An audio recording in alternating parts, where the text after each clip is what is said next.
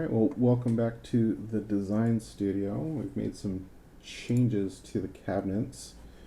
I before had raised panels, and I switched to flat face.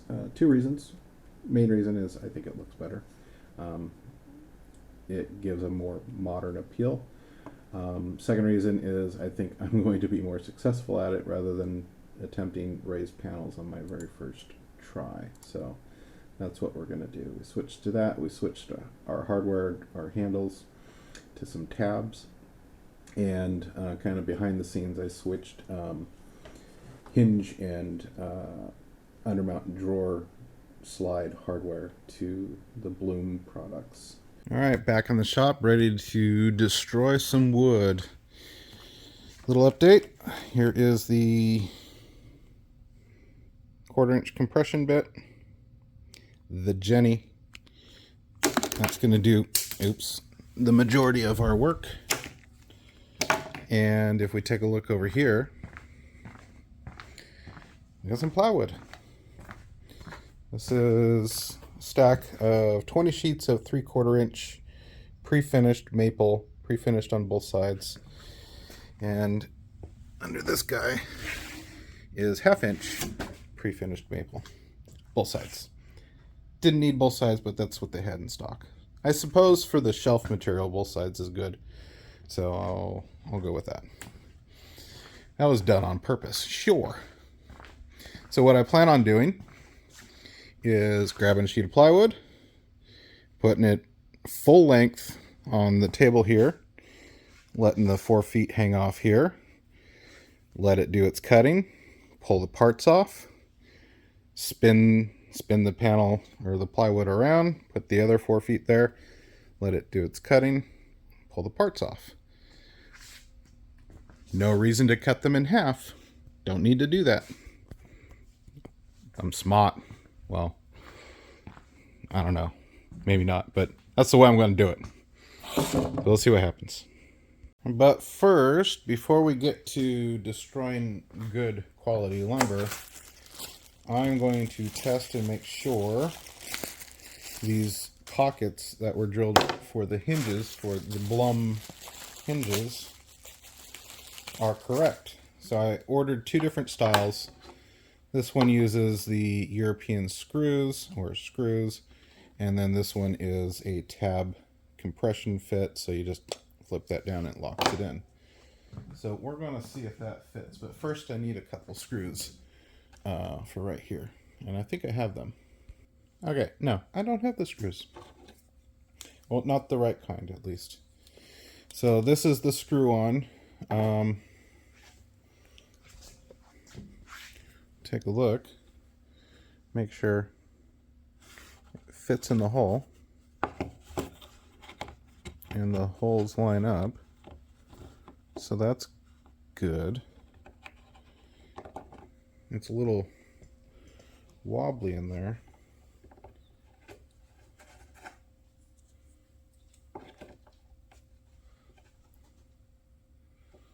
All right. Now they have these little covers, and I wasn't sure which ones were which, so if I want... Oh, that looks nice. Yeah. If I don't want the compression fit ones like this, then I can get the screw down ones and put these covers on. That looks good. Last but not least,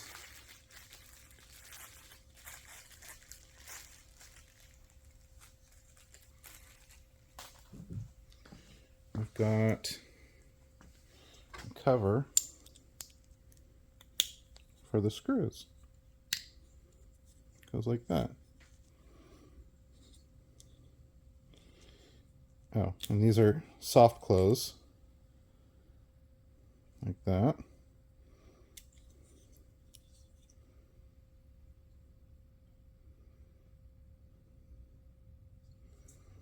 Okay, and then I think you can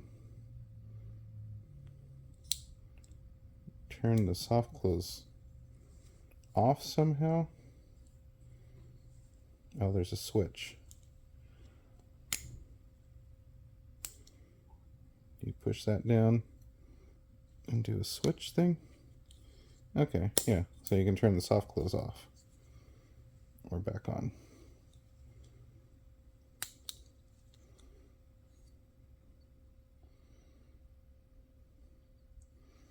All right.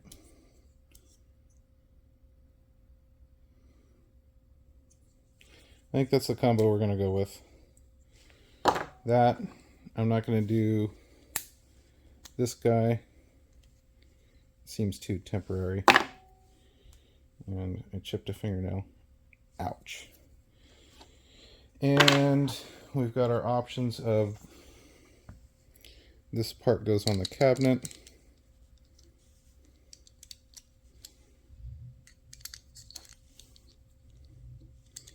And I'm not putting it in right. There it goes. So we've got that style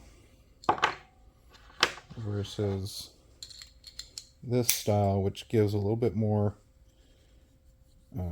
flexibility as far as door alignment, because this can go up and down, and then these can control, you know, your inset, your overlay, and everything. I think we're going to go with this combination. That's the winner right there. Yelp. Q. All right, we got a little problem here.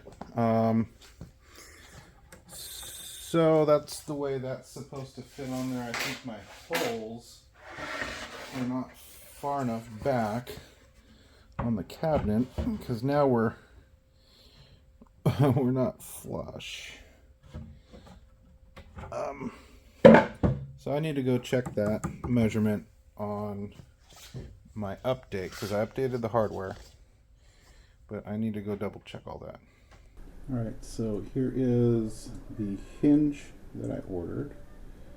They're 37 millimeters from the face of the cabinet to the hole, the screw hole. Okay, let's take a look and see. All right, conversion time. Let's do length. 37 millimeters is 1.45 inches. So this needs to be 1.45. Yeah. 6/6. Okay. And the spacing in between, I think, is right. Confirmed. The distance between the two screws, confirmed with the digital calipers, is 1.26. The distance between the face of the cabinet is 1.4566. Now the software knows that I'm using a veneer or a edge banding. It knows the thickness of the edge banding, so it's going to adjust these holes based on that, just slightly. Now the diameter and the depth, so should be 5 millimeters. So 1.97 should be 5 millimeter, right? 0.197, yeah, 5 millimeter. So that's my boring bit size, and I'm using a screw, a European screw. If we take a look over here, we're going to do a Euro screw. Sorry, as I scroll, it's a flat top, and 6.1 millimeter wide. I think that's the thread, so it'll fit and expand into the hole. I think the shaft is like 5 millimeter, and the threads come out 1.1 millimeter.